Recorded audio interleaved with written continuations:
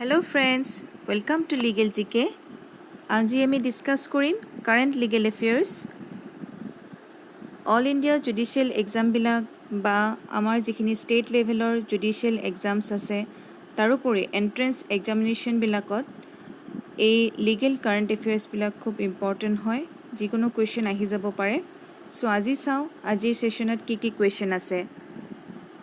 প্ৰথম প্ৰশ্নটো হৈছে The new education policy 2020, in short NEP, is based on a panel headed by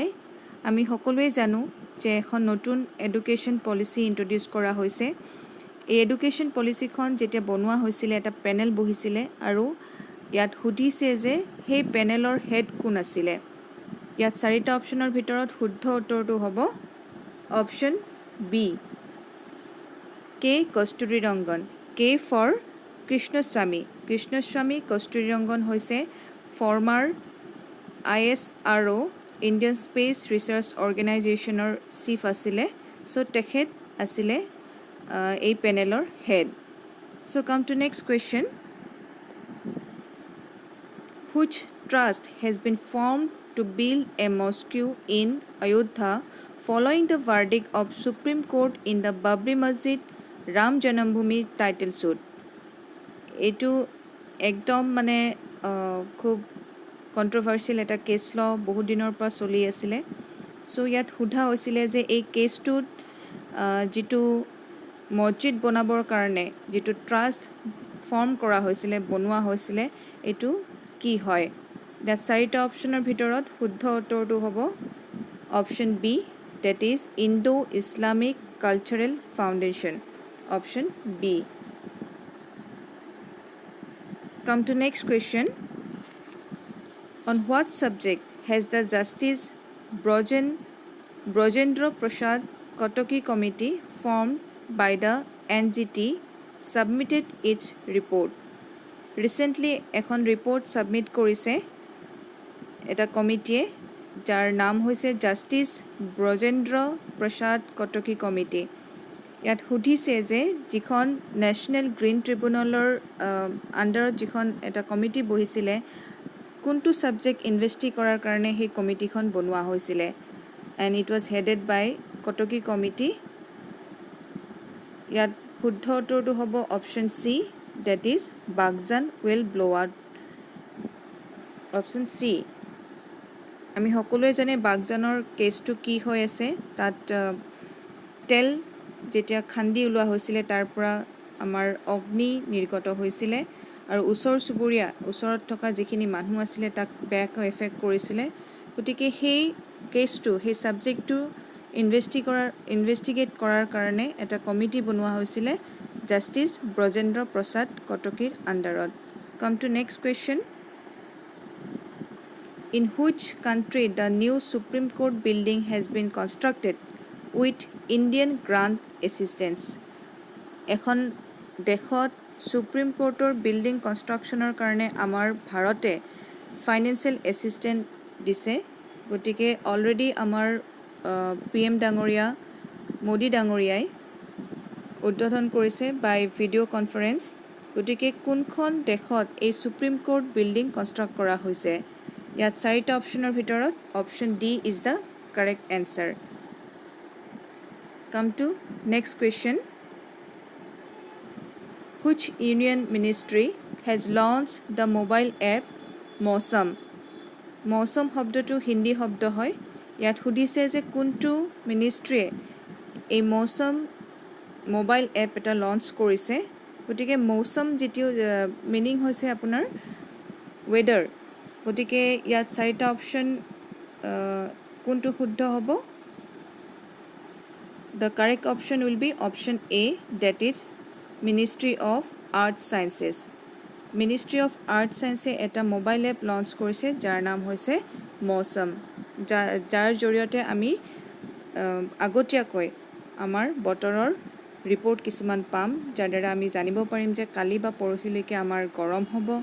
নে আমাৰ বৰষুণ দিব নে ওয়েদাৰটো কেনেকুৱা হ'ব তাক আমি আগতীয়াকৈ জানিব পাৰিম next question is The Quixote Holohan case is sometimes mentioned in the news in the context of the affairs of কিহতু হলহন কেছটো কিহৰ লগত ৰিলেটেড হয় এইটো প্ৰশ্ন কৰিছে সো ইয়াত শুদ্ধ উত্তৰটো হ'ব option C that is speaker's power in context of 10th schedule 10th schedule কি আছে কনষ্টিটিউশ্যন অফ ইণ্ডিয়াৰ 10th schedule কি আছে প্লিজ মোক কমেণ্টত জনাব ইয়াত যেটো কেছৰ কথা কৈছে Kihoto Hollohan case it is related to anti defection law case ইয়াত সুপ্ৰিম কোৰ্টত এটা কুৱেশ্যন এৰাইজ হৈছিলে যে whether powerful role of speaker violated doctrine of basic structure গতিকে এই প্ৰশ্নটো সেই কেছটোত এৰাইজ হৈছিলে it is mentioned in the news এটো আমাৰ 52nd amendmentত আমাৰ এন্টি ডিফেকশ্যন ল ইন্ট্ৰোডিউস কৰা হৈছিলে গতিকে ইয়াত শুদ্ধ উত্তৰটো হ'ব option C Next question is which is the implementing union ministry for the PMSVA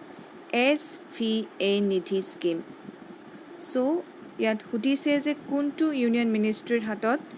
MPSVA Nidhi scheme to implement korar karone daitto ase yat শুদ্ধ উত্তৰটো হ'ব option D that is Ministry of Housing and Urban Affairs ইয়াৰ লগতে আৰু এটা question আহিব পাৰে যে MPSVA নিধি স্কিমটোৰ ফুল ফৰ্মটো কি হয় গতিকে ইয়াৰ উত্তৰটো যদি জানে কমেণ্টত জনাব come to next question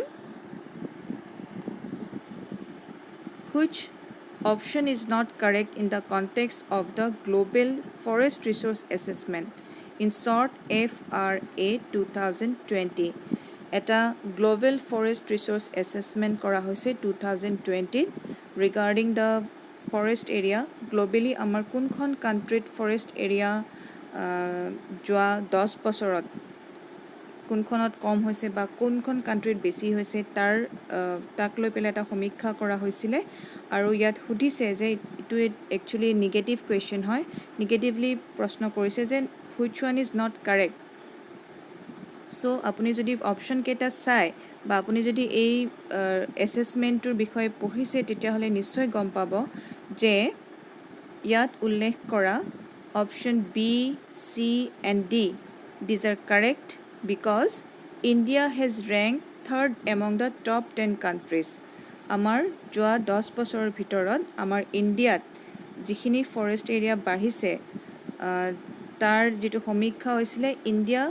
has ranked third position and China has ranked in the first and India reported the maximum employment in the forestry sector in the world so option A is not correct so yat hudise je it has been released by the UNEP full form hoise United Nation Environment Program kintu jitu ei assessment to bonwa hoy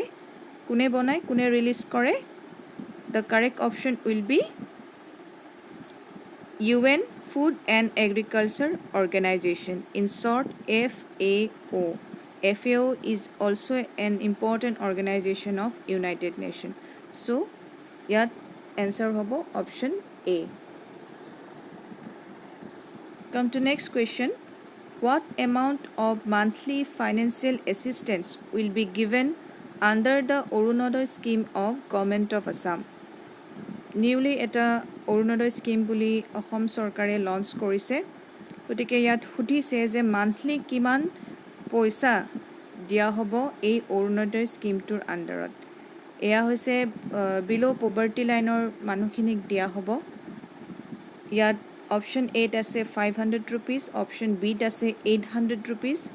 option C ase 830 rupees aru option D ase 1000 rupees so yat শুদ্ধ উত্তৰটো হ'ব option C 830 rupees come to next question the Assam government has approved the Assam Skill Development University bill for setting up skill university in which district of Assam so ekdom recent question hoy to নতুনকে অসম গভৰ্ণমেণ্টে অসম চৰকাৰে এখন bill introduce কৰিছে, approve কৰিছে, namely Assam skill development university bill, যাৰ জৰিয়তে অসমৰ এখন ডিষ্ট্ৰিক্টত স্কিল ইউনিভাৰ্চিটি এখন বনাব। চ' ইয়াৰ শুদ্ধ উত্তৰটো কোনটো হ'ব? কোনখন ডিষ্ট্ৰিক্ট এই স্কিল ইউনিভাৰ্চিটি বনোৱা হ'ব? Correct option will be option D, that is Mangaldai. So we come to the conclusion of this session. ভিডিঅ'টো চাই নিশ্চয় ভাল পালে, যদি ভাল পালে লাইক কৰিব আৰু শ্বেয়াৰ কৰিব, আৰু এনেকুৱা ৰিচেণ্ট লিগেল কুৱেশ্যন জানিবৰ কাৰণে প্লিজ চেনেলটো ছাবস্ক্ৰাইব কৰিব। See you in the next video. Thank you.